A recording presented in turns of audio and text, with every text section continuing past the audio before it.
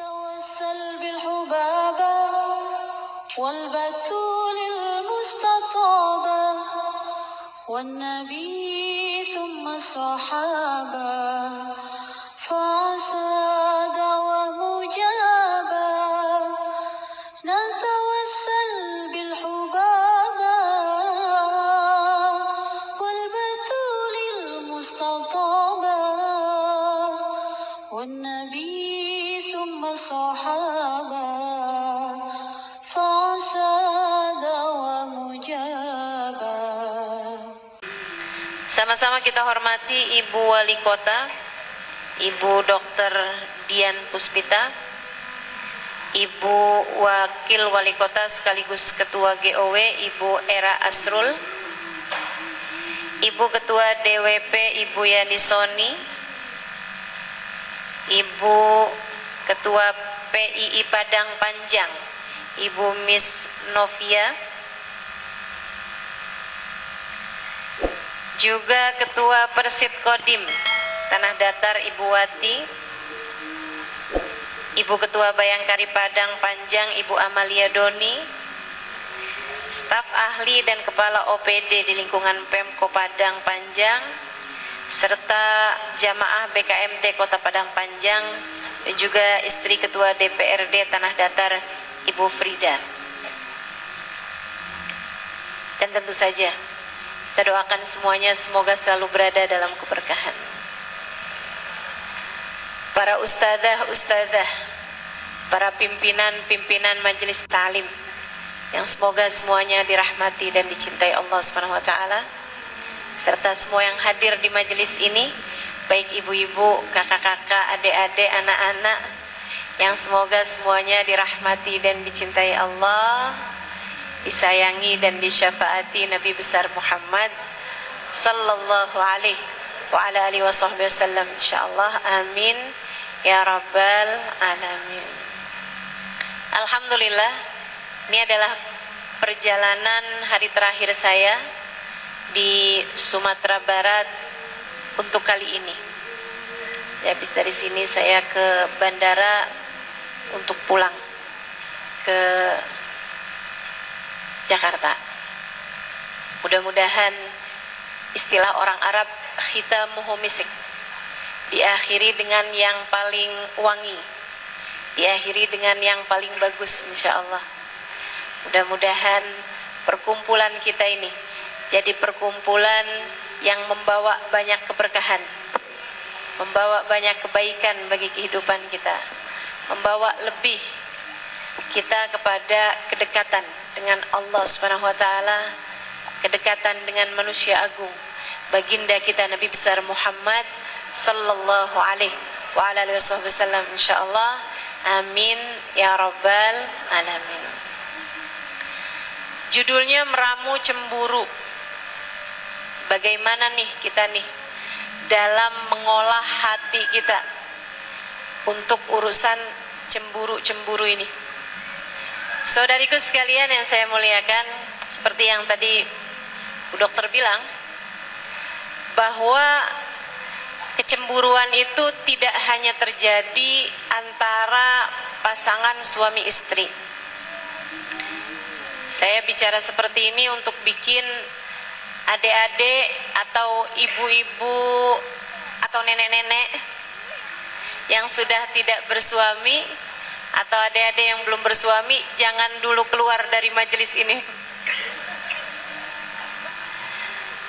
Oh, ternyata temanya meramu cemburu, suami sama istri, saya belum bersuami, kalau gitu saya keluar aja dulu. Nggak gitu ya. Atau nenek-nenek gitu kan, wah udah telat nih saya, suami saya udah berpulang ke rahmatullah 50 tahun yang lalu. Saudaraku sekalian yang saya muliakan, tidak hanya terjadi dalam lingkungan rumah tangga, akan tetapi juga terjadi dalam urusan bersaudara. Ada banyak kakak misalnya cemburu pada adiknya. Di lingkungan anak-anak kita, kecemburuan kerap terjadi. Juga termasuk kecemburuan sosial, kecemburuan antara si kaya dengan si miskin misalnya, begitu ya, si cantik dengan si kurang cantik misalnya, begitu kan. Kerap terjadi kecemburuan si pintar dengan si kurang pintar misalnya, begitu. Nah, itu kerap terjadi, termasuk juga di lingkungan pekerjaan dan lain sebagainya. Bagaimana nih kita mengolah, meramu kecemburuan kita sehingga, nih kalau saya boleh hashtag, cemburu boleh tapi tetap bertakwa. Bagaimana kita menjadi orang yang mampu meramu semua rasa hati kita sehingga ia tetap berada di jalan yang semestinya, jalan ridha Allah subhanahu wa ta'ala, insya Allah. Hal paling penting mendasari untuk kita pelajari dalam hal meramu cemburu adalah, poin pertama, cemburu itu adalah rasa hati, dan hati adalah merupakan pusat pandangan Allah Subhanahu wa taala sekaligus nilai seorang manusia di hadapan Allah maupun di hadapan sesama manusia. Orang boleh tertarik dengan rupa, akan tetapi untuk bersama tetap kita itu urusannya sama hati. Kamu tertarik sama seseorang untuk berkawan dengannya, mungkin pertamanya karena dia pintar,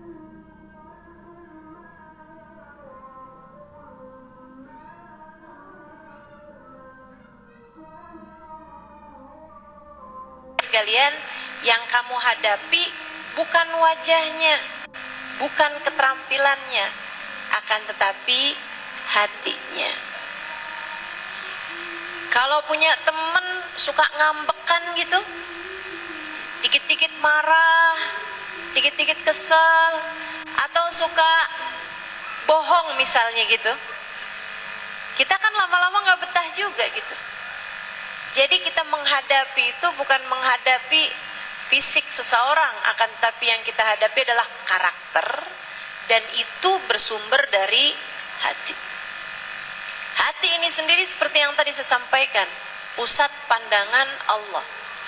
Innallaha la yanzur ila suwarikum wala ila absyarikum walakin yanzur ila qulubikum. Sesungguhnya Allah tidak melihat kepada zahir kalian, fisik kalian, kepada kulit kalian, akan tetapi yang Allah lihat adalah hati kalian. Dalam hadis yang lain, Nabi Muhammad menyampaikan, ala inna fil jasadi mudghah idza saluhat salahatil jasad kullah wa idza fasadat fasadatil jasad kullah.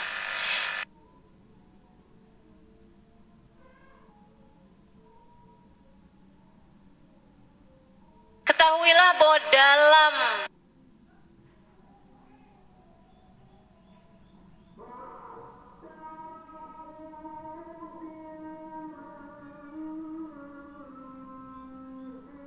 tubuh manusia terdapat segumpal darah.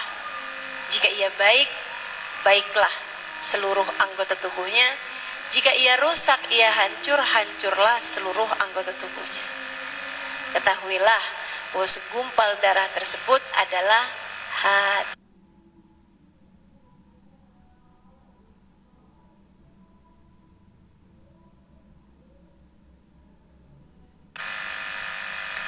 A'udzu billahi minasyaitonir rajim.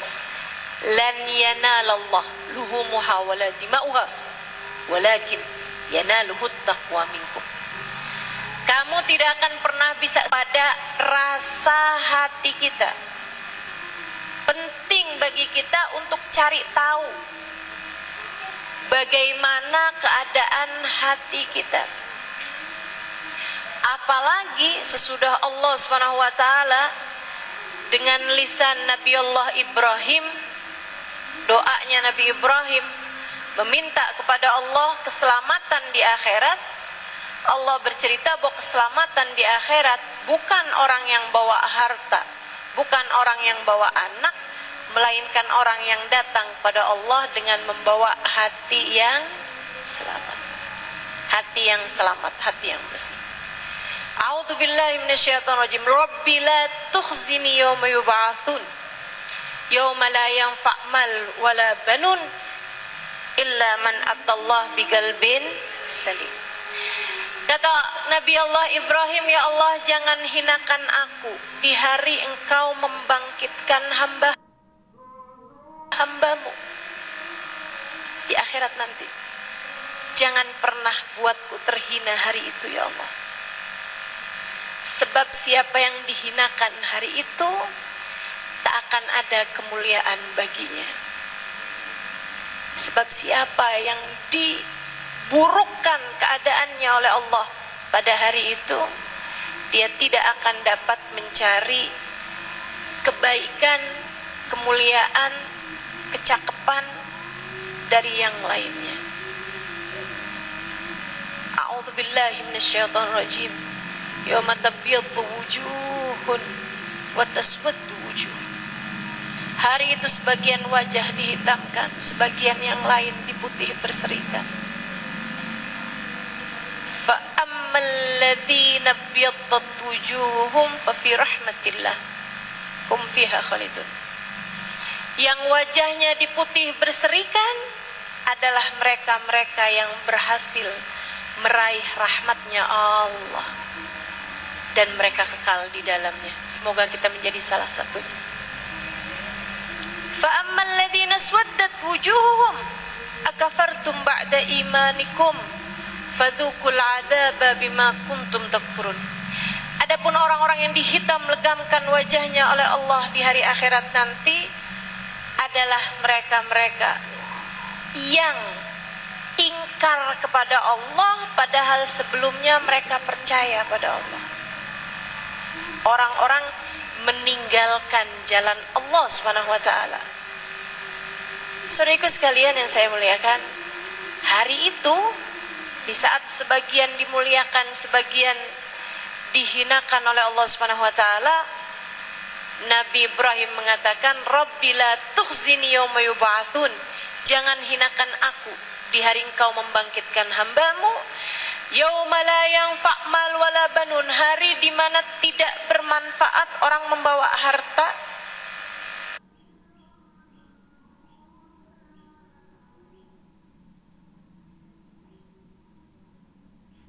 maka kalau sepanjang hidup di dunia Allah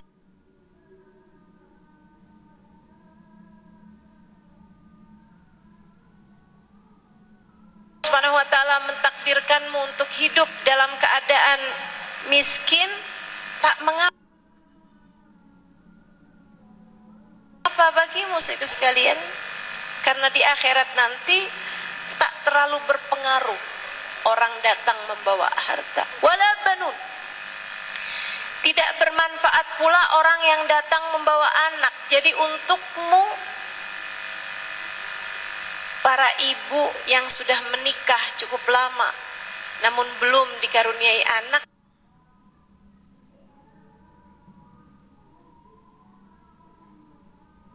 tak mengapa bagimu. Sebab di akhirat nanti Allah tak akan memberi pengaruh, memberi nilai padamu sesuai dengan anak-anakmu gitu.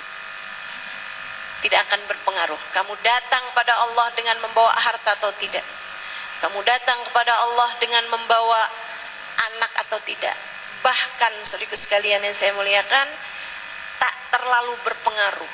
Orang yang datang pada Allah bawa ilmu, tak terlalu berpengaruh. Bahkan orang yang datang kepada Allah bawa ibadah. Lantas apa yang paling berpengaruh pada hari tersebut? Illa man atallah biqalbin salim. Orang, insyaallah. Amin ya rabbal alamin. Maka penting bagi kita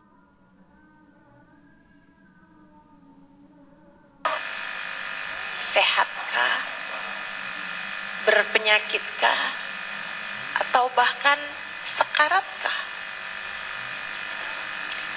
Atau naudzubillah sudah matikah? Saudaraku sekalian yang saya muliakan, sebagaimana badan, hati juga ada yang begitu. Ada hati yang sehat, ada hati yang berpenyakit, ada hati yang bahkan sudah kronis penyakitnya, dan ada hati yang naudzubillah min dzalik sudah mati bahkan di saat orangnya masih bergerak di atas muka bumi ini.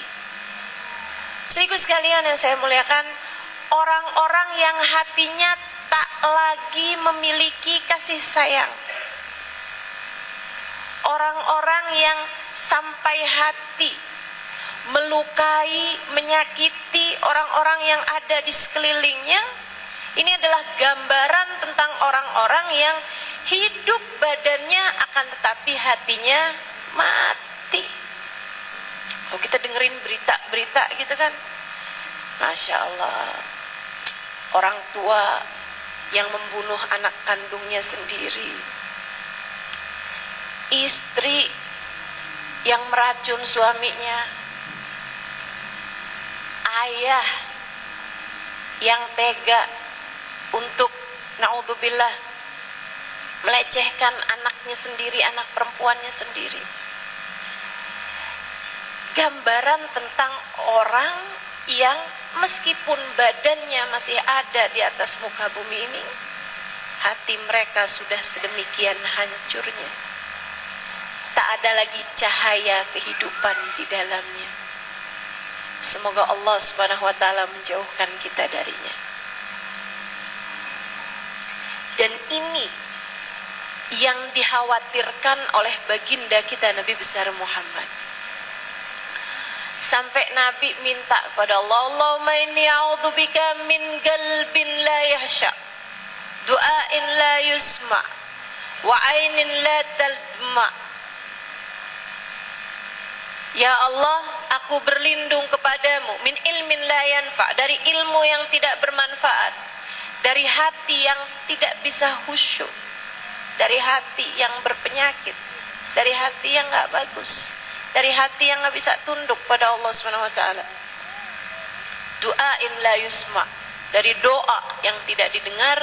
Wa ainin la tadma, dari mata yang gak pernah bisa menangis karena takut dosa, menangis karena Allah SWT. Allahumma inni a'udzubika min haula'il arba'. Ya Allah, aku berlindung kepadamu dari 4 hal ini, kata baginda Nabi Muhammad SAW. Sehingga para ulama menyebut keempat hal ini adalah alamatus syagawah, tanda kehancuran seseorang. Semoga Allah jauhkan kita darinya. Saudaraku sekalian yang saya muliakan, hati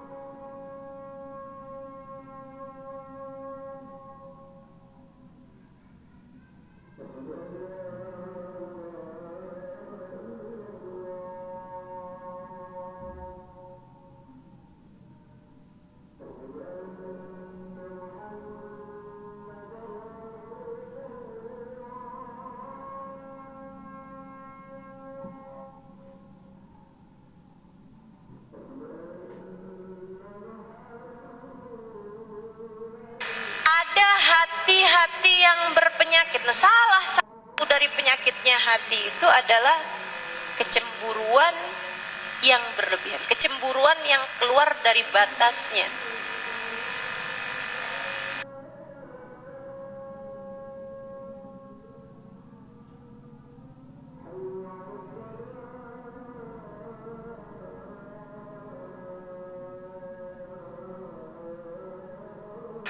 Karena cemburu itu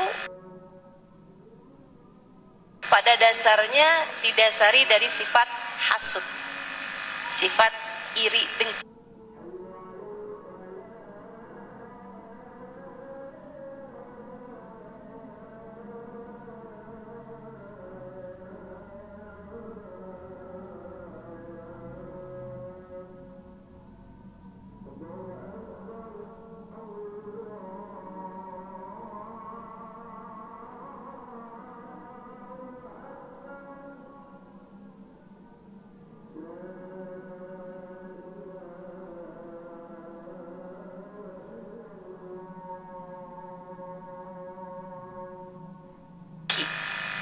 Kenapa orang cemburu? Karena dia iri.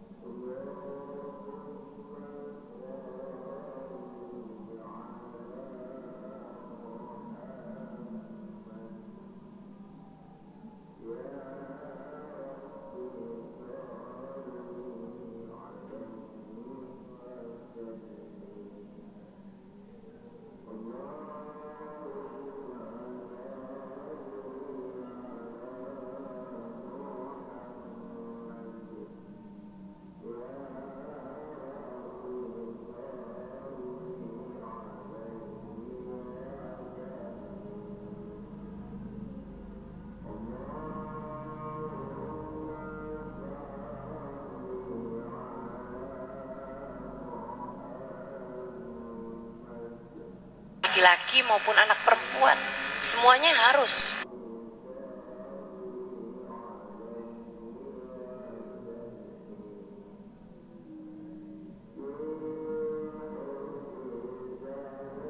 Harus adil.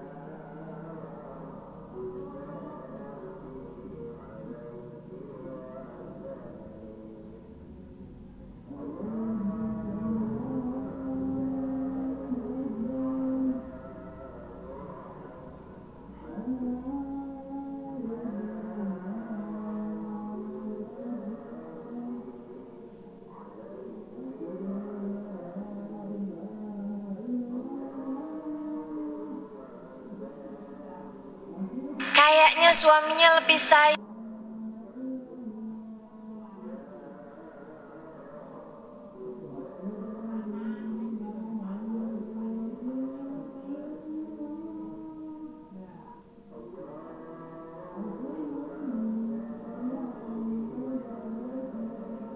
Tenang, tidak akan kemana-mana, saudaraku sekalian. Tenang aja.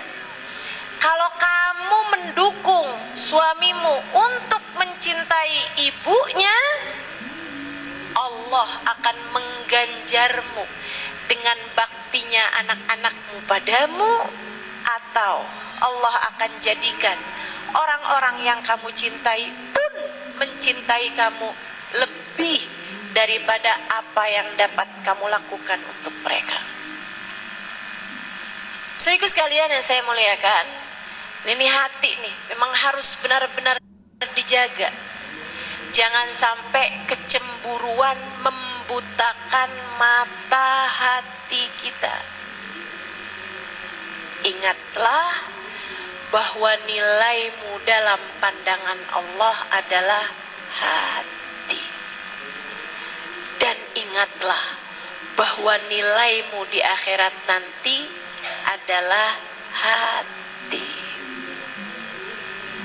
Yang jadi penilaian Allah untukmu di akhirat bukan hanya sekedar ibadah zahirmu, teman-teman. Bukan hanya sekedar sholatmu, bukan hanya sekedar menutup aurat, bukan hanya sebanyak apa sedekahmu, bukan sebanyak apa ayat Al-Quran yang kamu baca. Semuanya kita kerjakan, akan tetapi bagaimana kamu menjaga hatimu, itu adalah yang nomor satu dalam penilaian Allah Subhanahu wa ta'ala kepada dirimu itu. Milikilah hati yang baik. Milikilah hati yang baik, biar selamat hidupmu. Milikilah hati yang bersih, biar selamat hidupmu. Saudara sekalian, ada satu cerita indah saya dengar dari guru saya beberapa waktu yang silam. Ada satu orang perempuan pandai, hafal Al-Quran dengan 7 sanad bacaan. Dan beliau bukan hanya hafal, akan tetapi juga memahami bersama sebab nuzul dan hadis-hadisnya serta pentafsiran Al-Quran tersebut. Salah satu perempuan paling pandai yang pernah saya temui di atas muka bumi ini. Namanya Hubabah Syarifah Al-Haddar alaiha ridwanullah. Satu waktu dalam salah satu perjalanan saya bersama dengan beliau dari kota Bayda, Yaman. Satu waktu beliau bercerita, dia bilang, "Sami'atan Hubabah Ummu Muhammad Halimah?" Dia bilang, "Kau pernah dengar Halimah sama seorang namanya Hubabah Ummu Muhammad?" Saya bilang, "Belum pernah Hubabah." Dia bilang, "Guru saya, dan beliau tinggal di kota Mekah." Saya bilang, "Iya hayya, beliau masih hidup?" Dia bilang, "La, tawafat qabl sana." Dia bilang, "Sudah meninggal dunia beberapa tahun yang lalu. Andai beliau masih hidup, saya akan memperkenalkanmu kepadanya." Beliau kemudian bercerita, dia bilang gurunya Hubabah Ummu Muhammad itu adalah seorang perempuan hafal Quran, dan beliau adalah seseorang yang sangat luar biasa keilmuannya, luar biasa ibadahnya, dan yang utamanya adalah luar biasa hatinya. Dia bilang, "Saya Halimah kalau datang ke rumahnya sangat besar, keluarganya sangat banyak, dan pula sangat kaya raya. Sampai kalau ada tamu datang ke sana tuh kalau pulang biasanya dikasih emas pulangnya, keluar dari rumahnya." Dia bilang, Hubaba Ummu Muhammad, dapetin kayak semua kemuliaan hidup dunia, dan saya yakin kemuliaan hidup akhirat. Dia bilang sebabnya karena hati beliau yang sangat indah sekali dari sejak kecilnya. Beliau menikah bersama dengan suaminya ini, beberapa tahun menikah nggak hamil-hamil, sampai satu waktu pergi ke dokter. Dokter mengatakan, maaf, kamu mandul. Lengkap pemeriksaan beberapa hal, kemudian diputuslah bahwa pasangan suami istri ini tidak akan bisa mendapatkan keturunan. Tapi hatinya bersih. Modal nih teman-teman sekalian, saya sampaikan padamu atas nama cinta kepada semua saudari-saudariku yang ada di tempat ini, ataupun siapapun darimu yang mendengarkan kajian saya ini. Bagusnya hatimu, baiknya hatimu, jernihnya hatimu, sehatnya hatimu adalah modal tertinggi kebahagiaan hidupmu dunia hingga akhirat. Bukan harta, bukan rupa,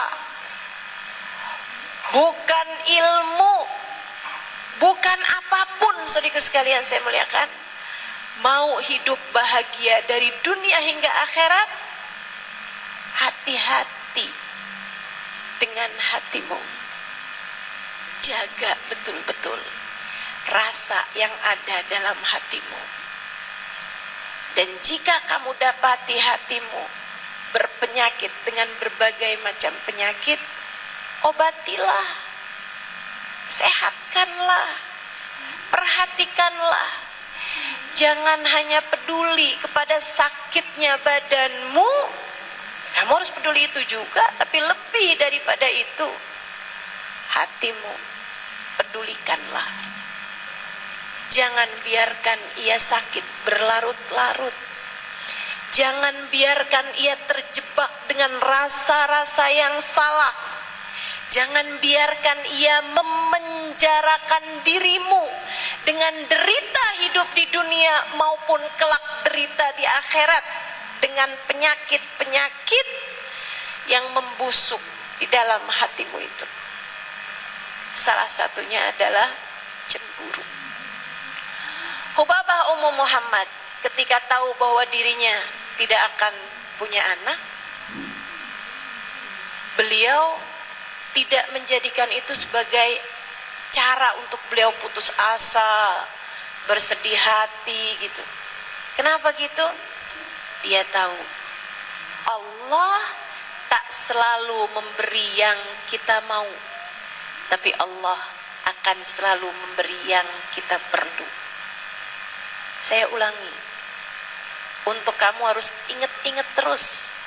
Setiap kali kamu pengen sesuatu dan tidak tercapai, tiap kali kamu menginginkan sesuatu dan keadaan tidak baik-baik saja bagimu, tidak memungkinkanmu, saudara sekalian, ingat ucapan saya. Allah tak selalu memberi padamu yang kamu mau, tapi Allah akan selalu memberi kepadamu yang kamu perlu. Jadi adik-adik yang sudah usia 25 tahun belum datang jodohnya, tenang dek.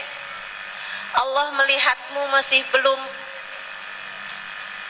belum perlu. Meskipun kamu sudah mau, tenang.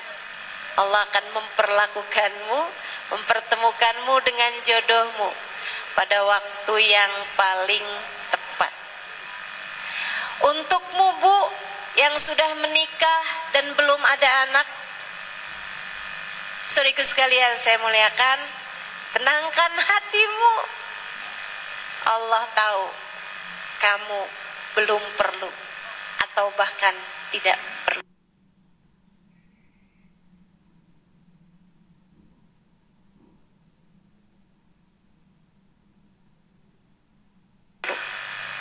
Ada banyak hal yang dapat kamu lakukan untuk dapat menaikkan nilaimu di mata Allah tidak lewat anak-anakmu. Allah tak selalu memberi yang kamu mau, tapi Allah selalu memberi padamu yang kamu perlu.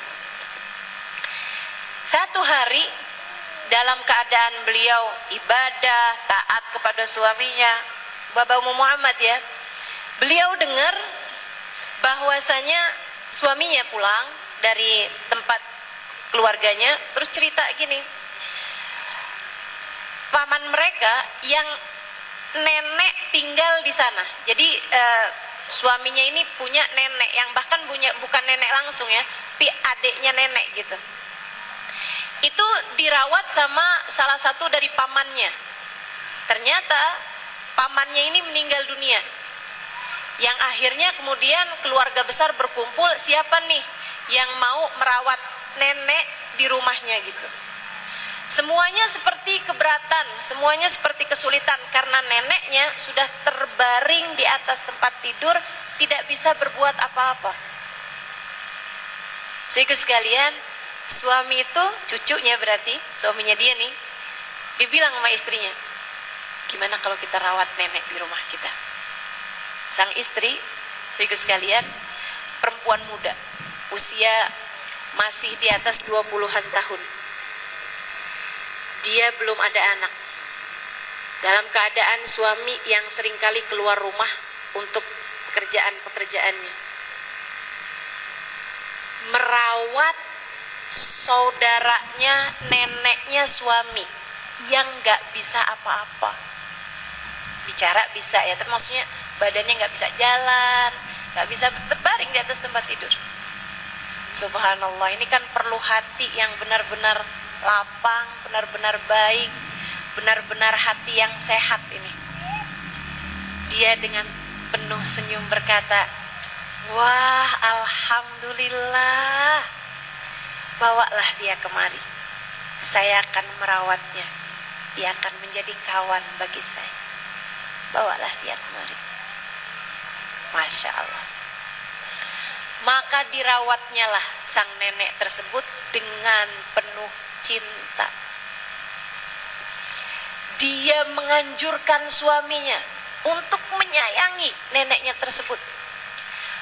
Pagi-pagi dia akan mandikan sang nenek, dia akan pakaikan baju yang bagus, dia akan bedakin neneknya itu, dia akan wangi-wangiin badannya, kemudian dia masak, habis itu dia akan suapin neneknya dengan penuh senyum keikhlasan, saudaraku sekalian.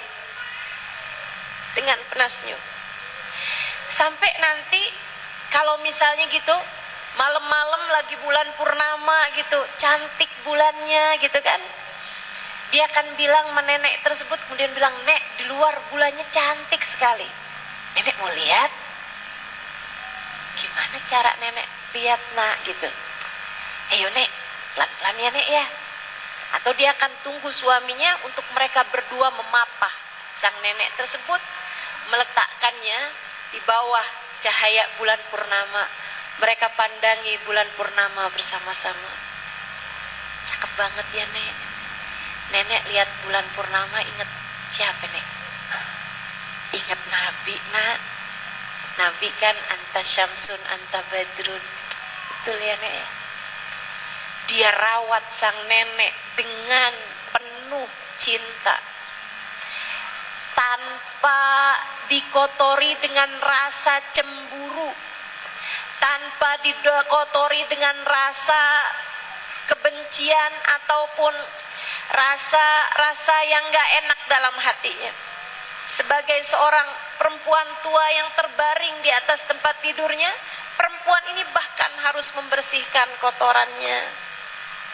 Dia melakukannya dengan sepenuh hati.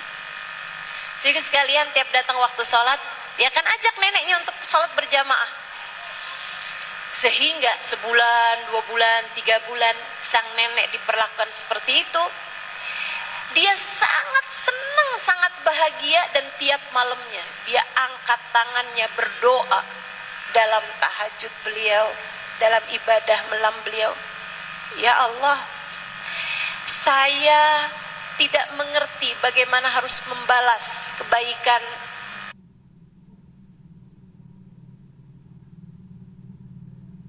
cucu saya ini. Ya Allah,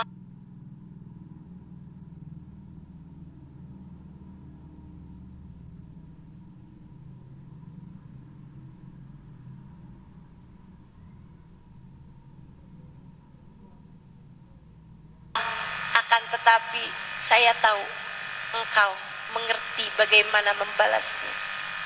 Ya Allah, penuhkanlah rumah ini dengan anak-anak keturunan dan harta. Dia berdoa, penuhkan rumah ini ya Allah dengan anak-anak keturunan dan dengan harta yang melimpah ruah. Dia terus berdoa seperti itu sepanjang malam. Bahagiakanlah dia ya Allah dunia dan akhiratnya. Cikgu sekalian yang saya muliakan, bertahun sampai kemudian sang nenek meninggal dunia.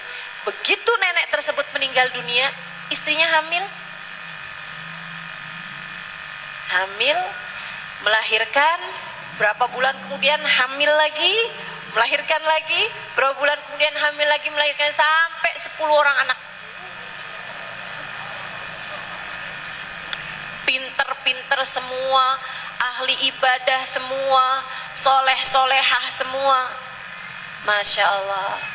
Sehingga sekalian yang saya muliakan, demikian pula dengan sang suami ini, rezekinya semakin melimpah ruah dari berbagai macam arah gitu. Yaitu tadi yang diceritakan oleh Ubabah Syarifah ya. Kita kalau datang ke rumahnya, tamu-tamunya tuh dikasih hadiahnya emas-emas itu loh, emas batang, hadiah buat tamu-tamunya. Masya Allah.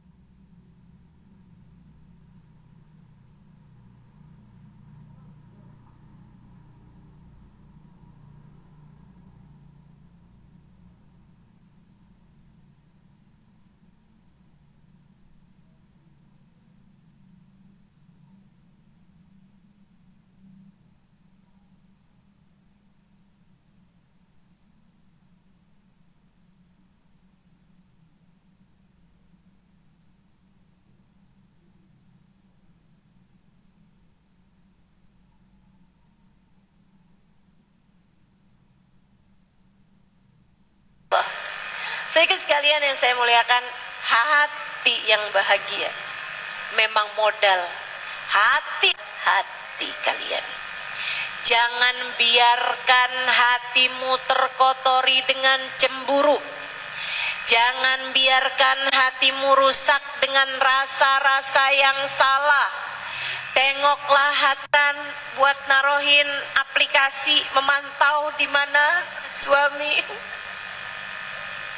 Saya ditawarin teman-teman saya, Ustaz, mau saya pasangin aplikasi buat mantau suami.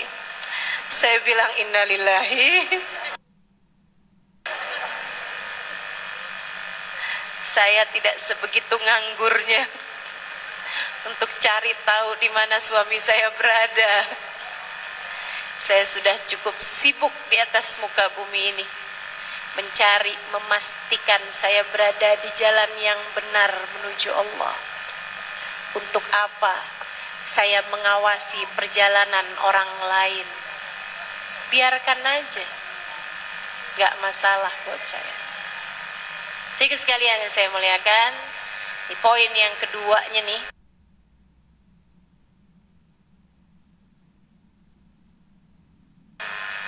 kamu harus tahu satu hal. Tidak ada sesuatu terjadi kecuali dengan izin Allah. Hidup ini udah ada pengendalinya, maka tenangkanlah hatimu. Hidup ini sudah ada pengendalinya, maka tenangkanlah hatimu, Bu. Hidup ini sudah ada yang ngatur, maka tenangkanlah dirimu, Dek. Tenangkanlah hatimu. Kamu loh, naik pesawat terbang aja bisa tidur. Saya kalau naik pesawat terbang, belum terbang aja sudah ngantuk. Dan saya lihat orang-orang juga kayak begitu.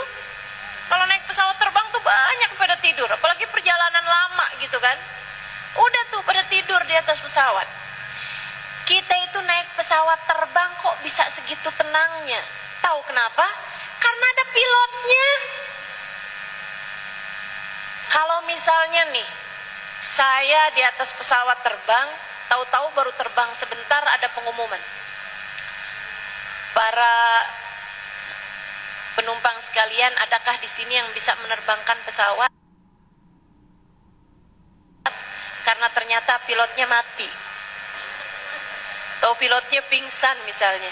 Itu saya yakin semua yang di pesawat yang asalnya tidur pada kebangun semuanya dah. Takut semua, khawatir semua. Kan begitu. Kita kenapa bisa tenang terbang di atas pesawat sampai kita tidur di sana adalah karena kita tahu ada pilotnya. Pilotnya ngerti caranya menerbangkan pesawat terbang. Saudaraku sekalian, lantas apa yang kamu khawatirkan dari atas muka bumi yang pengaturnya adalah Allah, supirnya adalah Allah, pengendalinya adalah Allah yang mengetahui segala sesuatu. Apa yang harus kamu khawatirkan terhadap hidupmu? Hidupmu ini apa yang harus kamu khawatirkan? Sesudah Allah Subhanahu wa ta'ala memastikan bahwasanya pengendali kehidupan hanya satu, namanya Allah. Pemberi rizki hanya satu, namanya. Yang membuat sakit, yang membuat sehat hanya satu, namanya.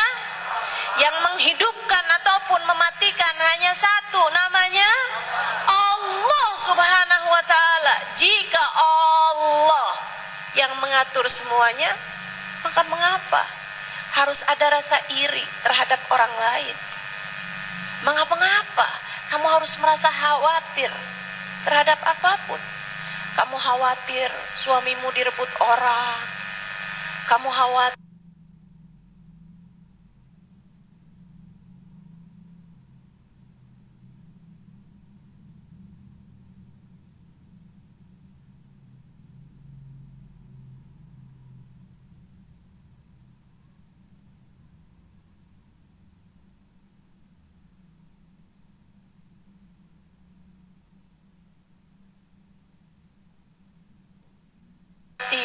ibumu tidak lagi menyayangimu, nak.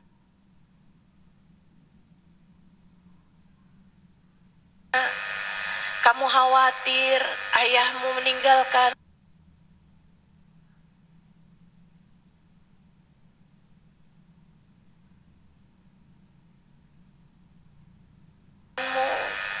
Kamu khawatir, apa perlunya khawatir?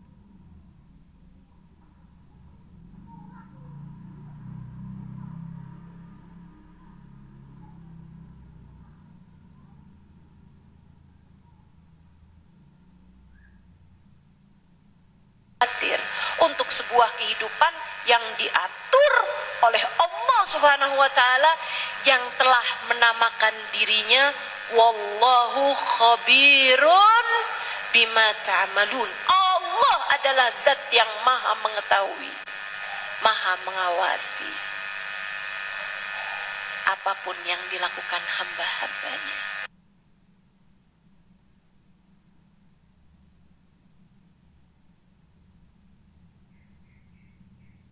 Dari Allah semuanya kok, tenang aja.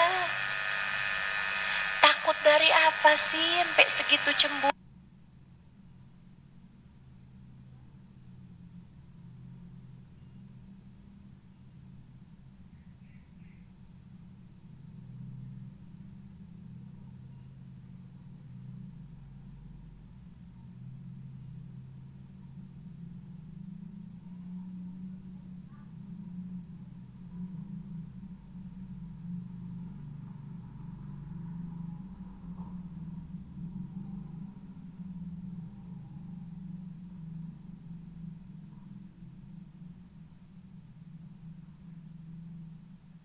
Kepada zahirnya suamimu, akan tetapi kepada hatinya dia bahkan bisa bersama denganmu satu ruangan dengan yang lebih menyakitkan bagimu. Betul? Betul?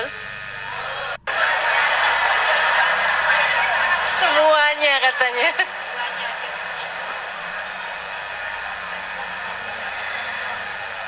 Agak bingung nih ya jawabnya ya.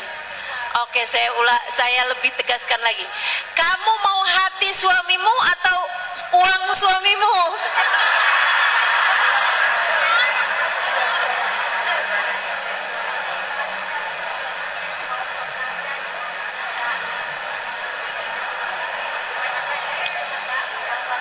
Saya mengerti kenapa para suami seneng banget kalau istrinya ngaji sama saya. Saya didukung oleh para suami-suami nih, ya. Masya Allah, membersamai dia kemanapun dia pergi. Ibu-ibu, emang mau kalau suaminya barengan terus sama kamu? Saya banyak dengar cerita ini loh Bu. Ada suami-suami yang bahkan, ya Allah Ustazah doain dong suami saya biar nggak tergantung banget Ustazah sama saya kemana aja diikutin. Saya ke dapur diikutin Ustazah, saya ke depan diikutin Ustazah. Dia suka bilang sama saya, sini duduk sama saya di sini. Saya bilang saya mau masak, udah nggak usah masak, kamu duduk aja di sini.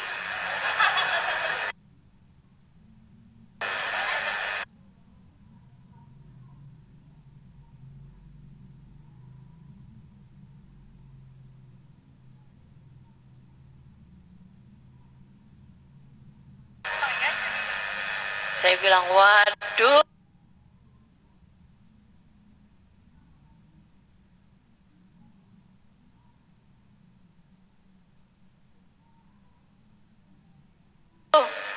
Ini cinta dekat tak terpisahkan sampai bikin sesek. Bu, kalau menurut saya ya, kedekatan, kerekatan, bahkan pelukan yang terlalu erat tuh bikin sesek. Iya nggak sih? Betul nggak? Betul. Makanya nggak usah terlalu masalah sama hati suamimu terarah padamu. Kalau kamu kepengen hati suamimu condong padamu, jika kamu menginginkan hati suamimu tak akan pernah berpaling darimu, dekati pengendalinya, sampaikan itu kepada yang mengaturnya. Katakan itu kepada muqallibul qulubnya. Saudaraku sekalian, bukankah Nabi Muhammad mengatakan bahwasanya Allah adalah muqallibul qulub? Dalam salah satu doa yang sering dibaca Nabi Muhammad berdoa, ya muqallibal qulub tsabbit qalbi ala dinik. Wahai zat yang membolak-balikan hati, tetapkanlah hatiku berada dalam keimanan kepadamu. Maka pahamilah hal ini saudaraku sekalian. Jangan biarkan kecemburuan merusak hidup.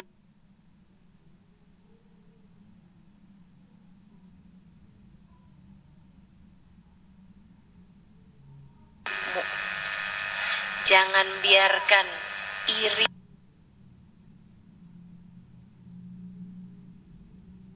dengki terhadap siapapun dan terhadap apapun membuatmu kehilangan kebahagiaan yang ada dalam dirimu itu. Jangan berusaha mengontrol suamimu, jangan berusaha mengontrol apapun yang ada di luar dirimu, sebab remote kontrolnya sudah dikuasai oleh Allah. Gitu. Jadi kalau kamu mau, saya maunya suami saya tuh cinta sama saya gitu Ustazah, karena dulunya tuh suami saya tuh tergila-gila sama saya. Sekarang bukan tergila-gila, suka ngatain saya gila. Gimana nih gitu. Jadi sekalian, hati itu memang berbolak-balik, itu udah pasti. Sumyal galbu li annahu yatagallab. Hati disebut qalbun karena ya tagallab, artinya berbolak-balik.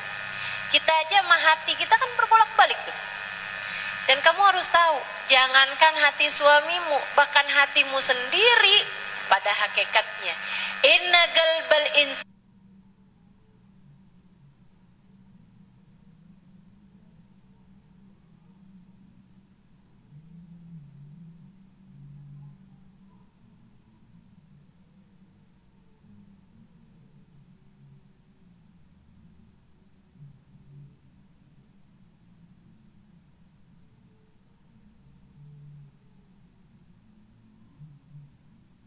baina usbu'ain min asabi'ir rahman. Sesungguhnya hati manusia ada di antara dua jemari dari jemari-jemari Allah Subhanahu wa taala. Allah membolak-balikannya sekehendaknya. Karenanya kita selalu minta sama Allah, tetapkanlah hatiku dalam keimanan padamu ya Allah.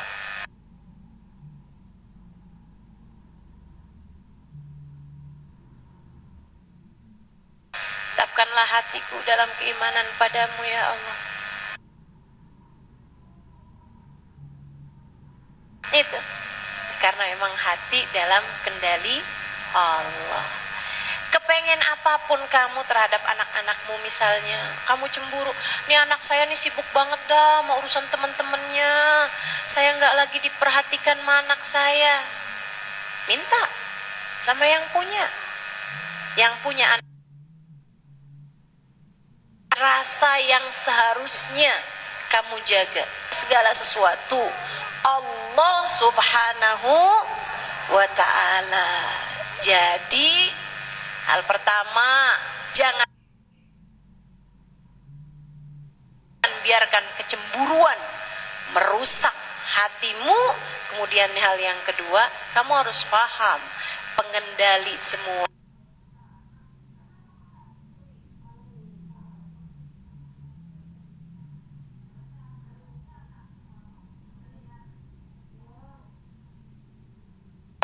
adalah Allah. Maka sekalian, nih hatinya mesti dijaga, dekatnya sama Allah aja.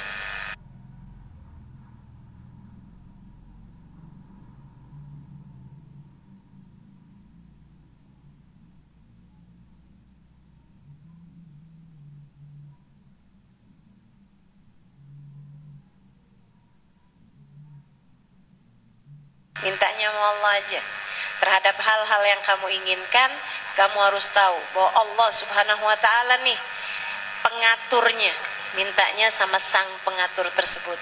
Insya Allah. Seperti yang silakan. Saudaraku sekalian yang saya muliakan, seperti yang tadi saya sampaikan, hati dalam kendali Allah Subhanahu wa ta'ala. Tenangkan dirimu sehingga semua kondisinya akan menjadi baik-baik saja, insya Allah. Semua kondisinya akan menjadi seperti yang kamu inginkan. Yang ngasih rezeki itu Allah loh dek, yang ngasih rezeki itu Allah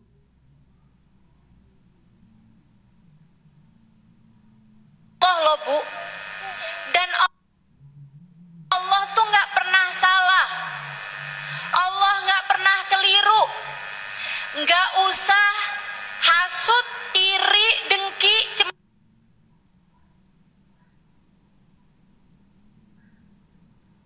cemburu terhadap rezeki yang Allah berikan kepada orang lain.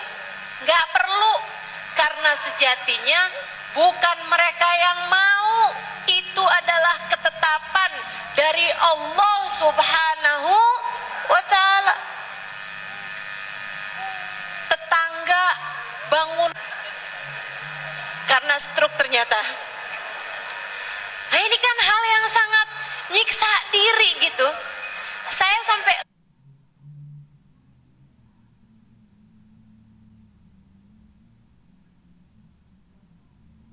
lihat ya, katanya bener katanya ulama, nggak ada penyakit hati yang lebih menyiksa diri daripada iri, teman-teman. Iri tuh lebih nyiksa diri daripada penyakit apapun tuh. Kamu membiarkan dirimu terpenjara, terkuasai dengan rasa iri, dengan rasa cemburu, artinya kamu telah melepaskan kebahagiaan bagi dirimu itu. Masya Allah, Masya Allah. Jangan teman-teman sekalian sampai cinta ditolak, dukun bertindak. Ya Allah, ya Allah. Saya nggak tahu sih orang di Sumatera Barat nih gimana. Tapi ini banyak ditempuh sama orang-orang lain gitu. Tersiksa sekali ya.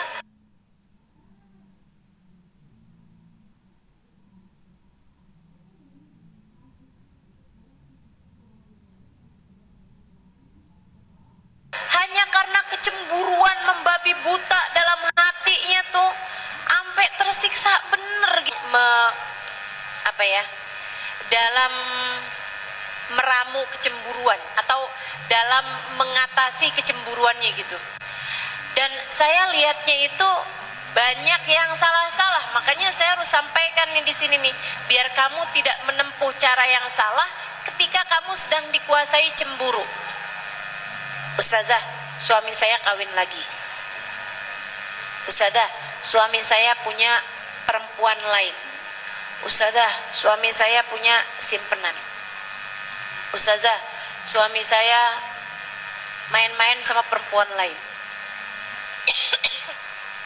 Ini menurut saya permasalahan sejuta umat sih.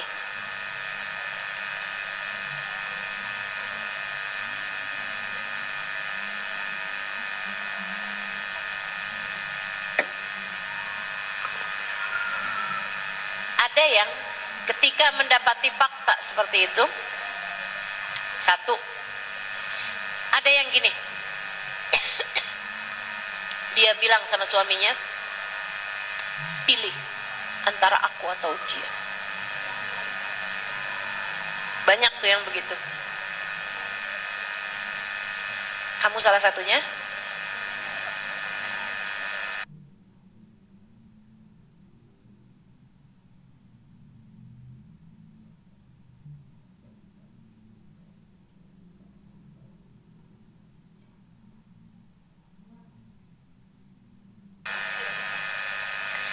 Saya tidak kuat di madu, jadi pilih saja antara aku atau dia.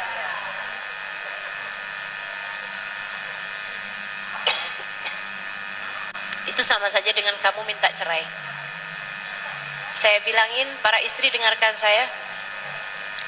Dalam hadis Nabi Muhammad mengatakan, Allah terhadap seorang perempuan yang minta cerai kepada suaminya tanpa ada alasan yang dibenarkan secara syariat, Allah tidak perkenankan baginya untuk mencium bau surga. Baunya aja udah gak keciuman, gimana masuknya coba? Berarti gak boleh kayak gitu, Ustazah. Itu bukan cara yang terbaik menurut saya. Karena saya takutnya kalau kamu kasih pilihan seperti itu, dia ternyata milih yang lain.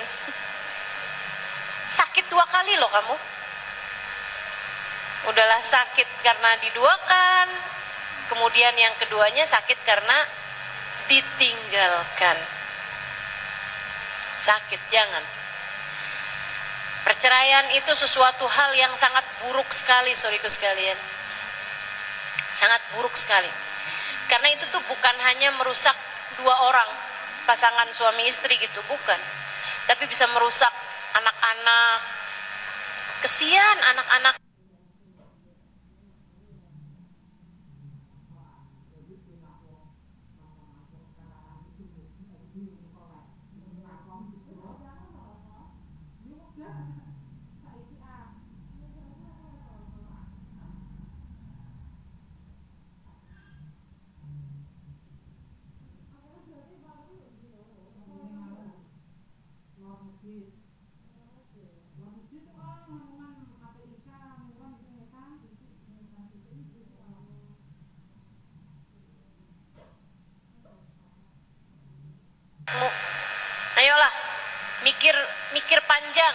mau memutuskan cerai, para istri dengarkan, perceraian itu tidak hanya merusak kalian berdua, akan tetapi merusak bukan hanya anak-anak, akan tetapi juga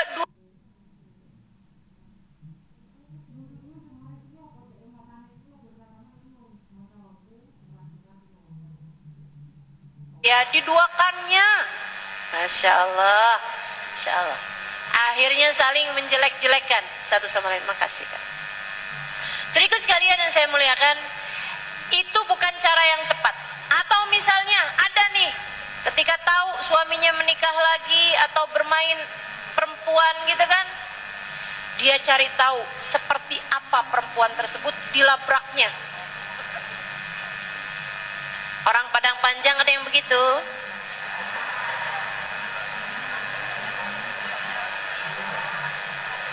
Ini banyak nih ditempuh sama orang lain nih.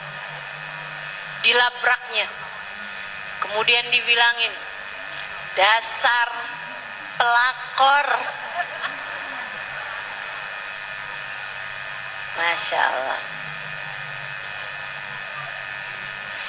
Kamu pikir suami kamu tuh barang, bisa direbut sama orang?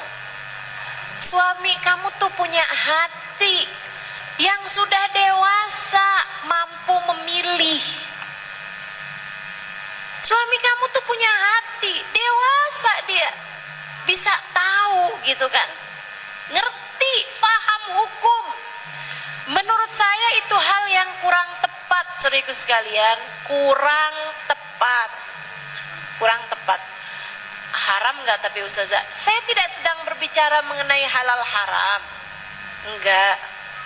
Akan tetapi saya sedang berbicara bahwa itu adalah bukan cara yang baik, bukan cara yang tepat.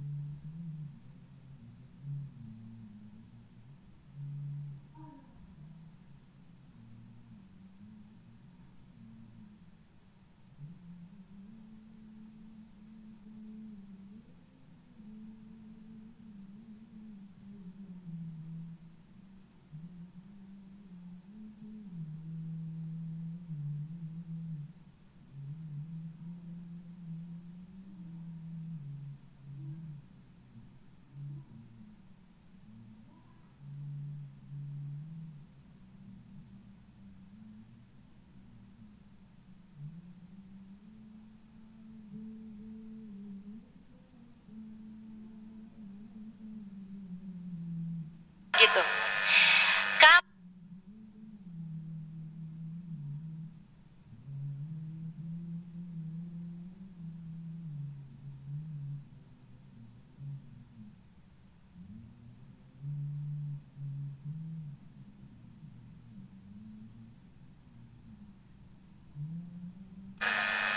Dia bersyukurlah kalau gitu.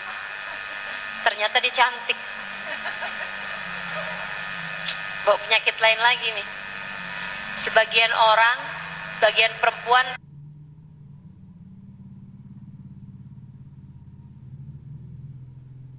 dirimu untuk kesalahan yang tidak kamu perbuat. Ngapain nyiksa diri untuk hal-hal yang bahkan bukan kamu yang bikin itu, teman-teman. Terus mestinya gimana Ustazah? Nih ya, saya udah banyak memperhatikan nih hasil survei, hasil memperhatikan banyak permasalahan dalam rumah tangga. Teman-teman saudaraku sekalian saya muliakan, ini Ustazah nih ya, cerai nggak boleh, ngelabrak nggak boleh juga, dukun apalagi nggak boleh juga, operasi plastik Nggak boleh juga. Kita sedih-sedih, mogok makan, nggak boleh juga. Kita bolehnya apa Ustazah? Minta cerai juga nggak boleh. Apa yang harus kami lakukan? Hah? Apa? Mati aja? Jangan. Nambah? Nambah apa? Nambah suami. Ada poliandri di sini. Oh, ini cara ada juga nih. Ada juga yang menempuh cara seperti itu. Dia bisa selingkuh menduakan saya dengan perempuan lain. Dia pikir saya nggak bisa. Saya juga bisa. Dia pun mengingat-ingat mantan-mantan pacarnya. Dari sejak zaman SMP, SMA gitu ya. Cari-cari nomor teleponnya. Tuh kemudian diajaknya itu tuh. Ini cara paling menurut saya, maaf ya.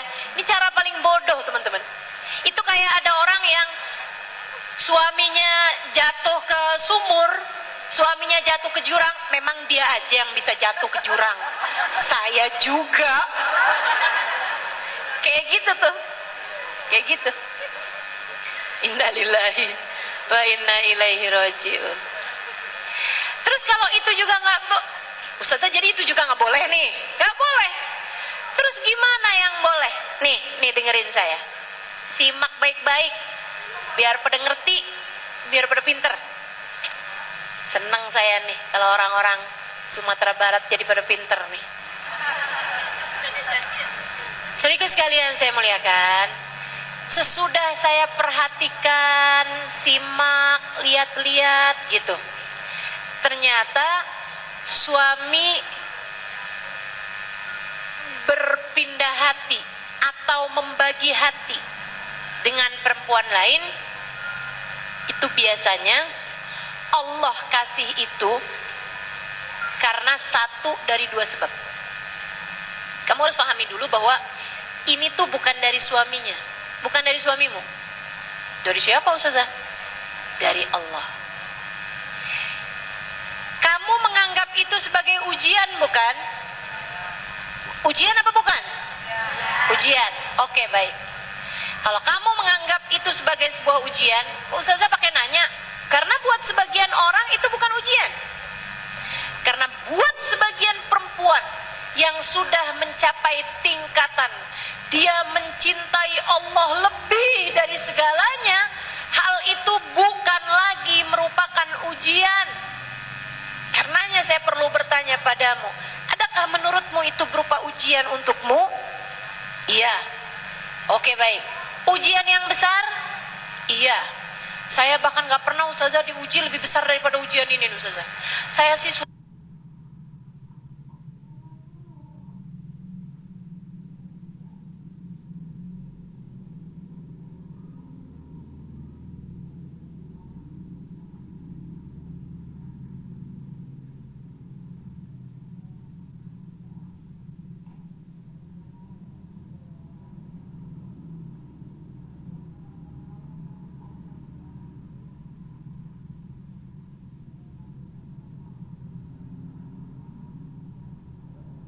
suami miskin nggak apa-apa Ustazah.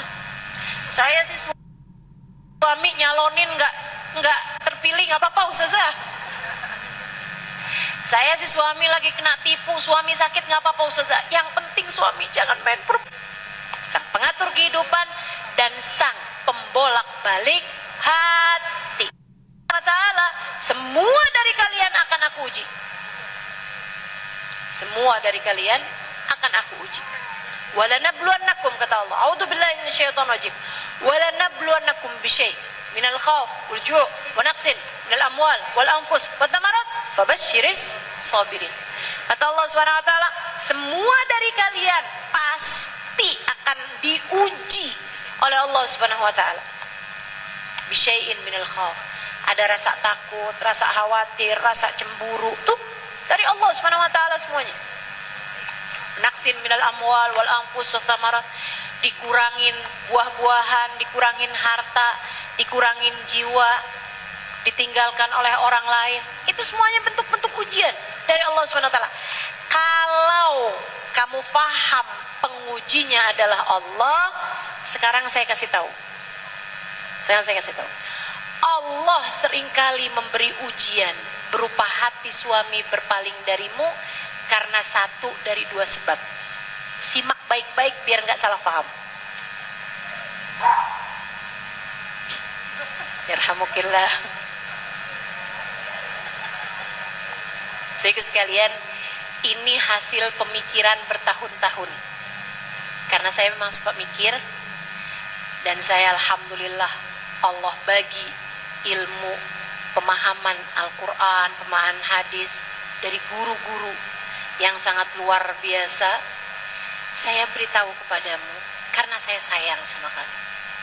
Kamu kalau diuji dengan hal yang seperti ini, hatimu terjebak dengan rasa cemburu, kamu harus paham. Kalau kamu merasa bahwa itu adalah ujian untukmu, yang uji adalah Allah. Dengarkan baik-baik teman-teman. Dan kalau yang uji adalah Allah, seringkali Allah mengujimu dengan hal ini karena satu dari dua sebab. Apa itu? Sebab yang pertama, karena sebelum kamu cemburu kepada suamimu, Allah sedang cemburu padamu. Itu penyebab pertama. Penyebab kedua, karena Allah kasihan kepada suamimu,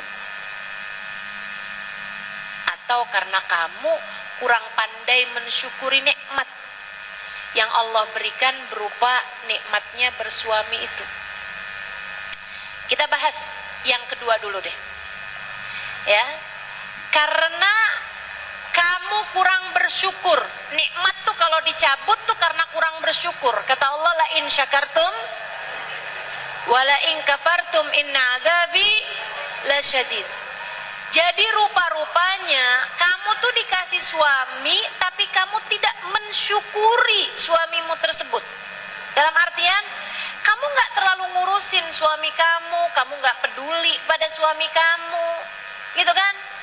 Suami manggil-manggil, kamunya itu juga nggak nyautin panggilannya gitu. Tapi kalau suami kurang ngasih kamu uang, ya ampun, ngomelnya luar biasa. Suami merasa, saya kok jadi kayak sapi perah buat istri saya ya. Saudaraku sekalian yang saya muliakan, Allah melihatmu tidak mensyukuri kenikmatan memiliki suami. Sehingga akhirnya, oh ini dikasih suami kurang menghargai nih. Dikasih suami nggak benar-benar menyayangi nih. Dikasih suami nggak dia pedulikan nih. Allah pun kemudian memalingkan hati suami kepada perempuan yang lain. Karena memang nih watak manusia nih, kita nih ya kalau dikasih sehat kurang-kurang bersyukur. Nanti pas giliran dikasih sakit baru gitu. Kayak yang ya ampun ternyata enak ya kemarin bisa bernafas dengan lega, sekarang kena flu nih aduh gak enak banget gitu. Kita jadi baru menghargai sesuatu ketika sesuatu tersebut dicabut dari kita. Kita kayak kurang menghargai nikmatnya lampu, kecuali kalau lampunya lagi mati. Lampunya lagi mati baru yang ya ampun susah banget nih, enak nih kau punya lampu, kan gitu. Jadi sekalian Allah tuh lihatnya kayak gitu. Nih dia nih dikasih suami nih kurang menghargai. Ya udah dah, aku jadikan hati suaminya berpaling dari dia. Gimana kamu? Gak mau kan? Kalau gitu dijaga yang benar dong suaminya. Diurusin yang benar dong suaminya. Jangan sampai di depan suaminya pegang handphone mulu. Ntar kalau tanyain sama suaminya, kamu apa kabar? Hah? Baik. Gimana tadi? Oke. Kalau ngomong sama suaminya, gak pernah terima kasih sama suami, gak pernah puji suami, nggak pernah memuja suami, gitu kan? Cobain. Buat para istri yang rasa kayaknya ini, saya nih hati suami saya nih Allah jadikan berpaling karena saya kurang hormat, kurang santun, kurang hargai dia nih. Belajarlah untuk bertaubat kepada Allah, kemudian hargailah suamimu. Bu, kak, dek, nak, suamimu bagaimanapun adalah jalan surga yang telah Allah Subhanahu wa taala berikan.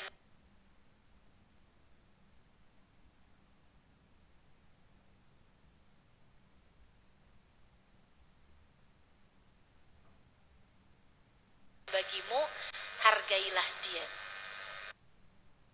Hormati dia sebagai jalan surga.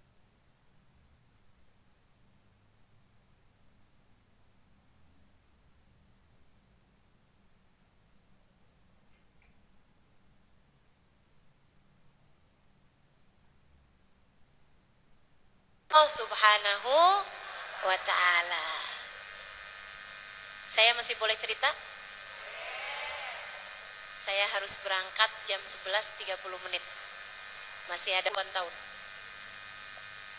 70, 80, 90, 30-an tahun.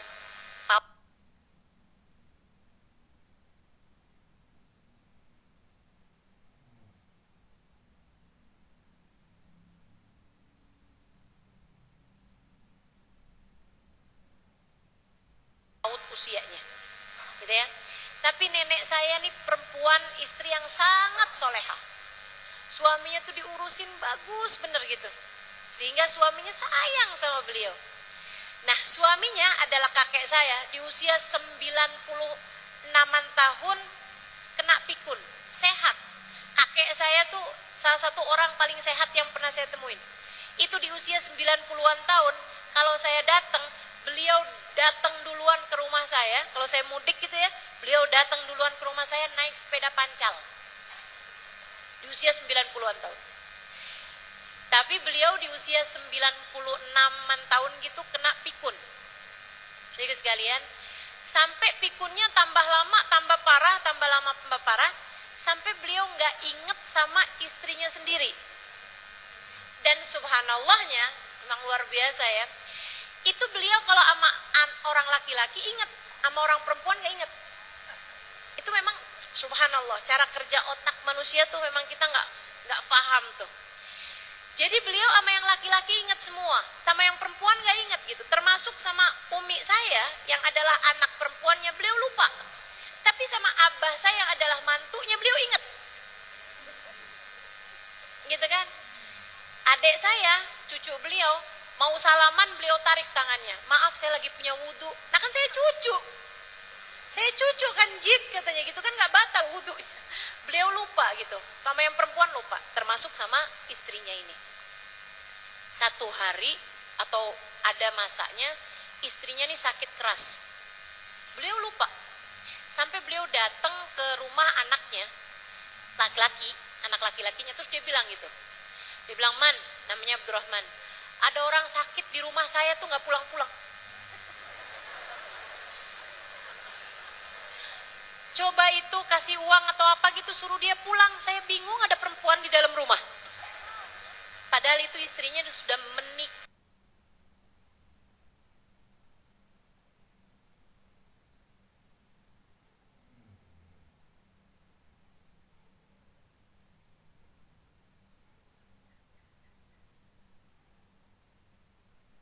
Kayak kurang lebih 40-an tahun gitu. Nikahnya. Gitu ya. Dari sejak perempuan tersebut umur 20-an tahun sampai sekarang umur 60-an tahun, 40 nenek kami ini. Maka abah saya kemudian pergi ke rumahnya kakek gitu, mau buat nyampein kabar itu, tapi percuma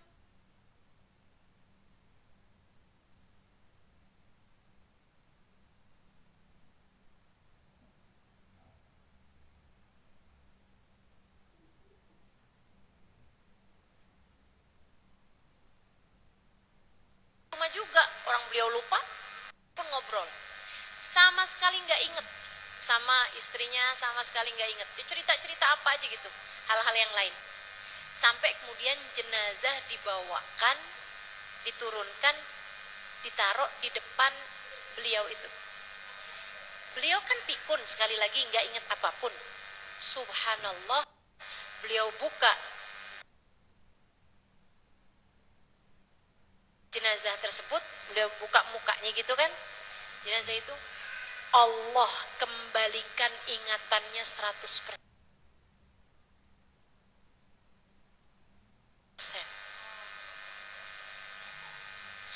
Beliau lihat, kemudian beliau bilang, ya Allah, ini istri saya, Fadlun binti Zain, Ba'bud, istri saya nih, ini istri saya.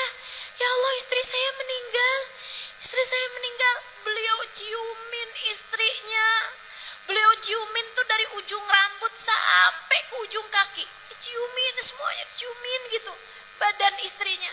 Kemudian dia bilang, ya Allah, saksikanlah saya ridho kepadanya, maka ridhoilah dia ya Allah. Saksikanlah saya ridho kepadanya ya Allah, dari ujung rambut sampai ke ujung kakinya, masukkan dia ke dalam surgamu ya Allah.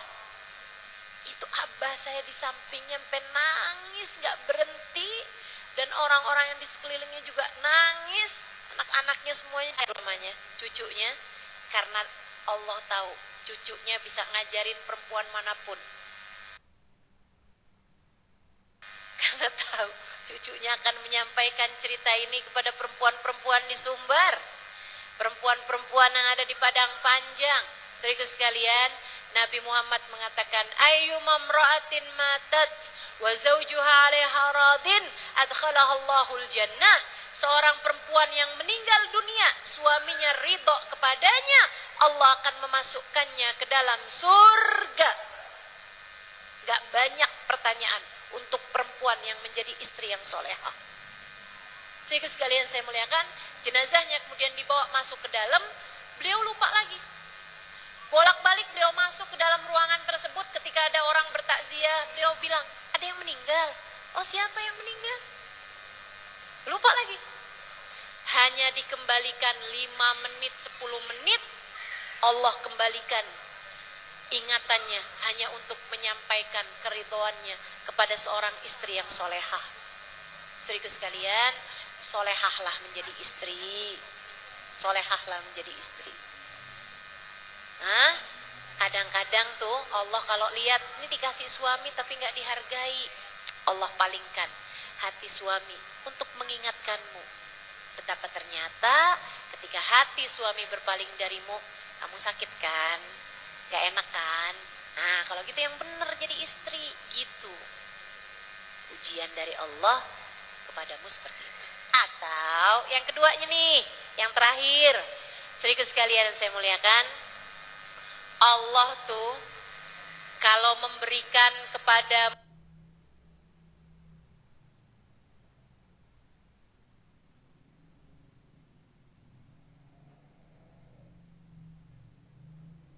hati suami berpaling darimu adalah karena sebelum kamu kamu kerjakan, begitu bersuami segala-gala semuanya urusan suami mulu. Tahajud yang diminta suaminya, ya Allah, suami saya ya Allah kasih rezeki yang banyak biar bisa ngasih saya, ya Allah, rumah tangga kami ya Allah jadikan rumah tangga yang harmonis. Kalau lagi kamu bangun tahajud segitunya males jadinya tahajud, Allah kamu tinggalkan, giliran kamu tahajud yang kamu minta adalah suamimu. Ya Allah, jadikan suami saya mencintai saya senantiasa ya Allah. Di mana Allah untukmu? Allah cemburu padamu. Pagi-pagi nih sebelum kemana-mana kamu harus sholat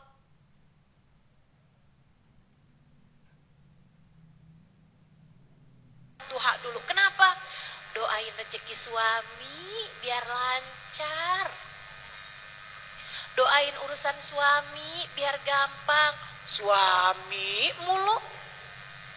Saudariku sekalian yang saya muliakan, giliran baca Quran, Al-Baqarah sampai belakang jarang-jarang kamu baca. Yang kamu baca Ar-Rahman tiap hari. Habis seorang ustadz bilang, kalau baca surat Ar-Rahman, insya Allah hati suami akan semakin sayang. Baca tuh Ar-Rahman tiap hari. Teman-teman saudaraku sekalian yang saya muliakan, kenapa yang seharusnya kamu jadikan lillah untuk suamimu, sekarang kamu menjadikannya untuk suamimu? Yang seharusnya kamu jadikan karena Allah, sekarang kamu jadikan segalanya karena suami. Allah cemburu padamu. Allah cemburu padamu. Allah kemudian memalingkan hati suamimu darimu untuk mengingatkanmu bahwa Allah satulah pemilik cinta yang sejati.